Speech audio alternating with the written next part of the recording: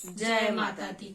जन्म जहाँ राम और जन्म जहाँ राम और सृष्टि के रचैया, ऊह मोरा देश जहाँ बहे गंगा मैया, ऊह मोरा देश जहाँ बहे गंगा मैया, ऊह मोरा देश। जहाँ के नारी के पौआ पुजाला, जहाँ के नारी के पौआ पुजाला, उन्हीं से जिंदा रहे जौहर के ज्वाला, उन्हीं से जिंदा रहे जौहर के ज्वाला। चूड़ी वाला हाथ जहाँ, चूड़ी वाला हाथ जहाँ लड़ेला लड़ैया, ऊह मोरा देश जहाँ बहे गंगा मैया, ऊह मोरा देश जहाँ बहे गंगा मैया। जहाँ के वीर हूँ देश के रतनवा, जहाँ के वीर हूँ देश के रतनवा।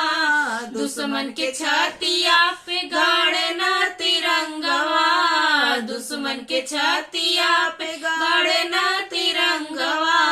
किसानन के लाल जहाँ, किसानन के लाल जहाँ लड़ेला लड़ैया, ऊह मोरा देश जहाँ बहे गंगा मैया, ऊह मोरा देश जहाँ बहे गंगा मैया, ऊह मोरा देश। भगत सुखदेव राजगुरु के धरतिया, भगत सुखदेव राजगुरु के धरतिया।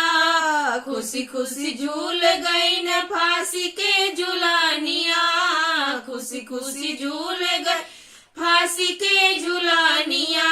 झांसी वाली रानी जहाँ, झांसी वाली रानी जहाँ लड़नी लड़ैया, ऊह मोरा देश जहाँ बहे गंगा मैया, ऊह मोरा देश जहाँ बहे गंगा मैया, ऊह मोरा देश। जय हिंद।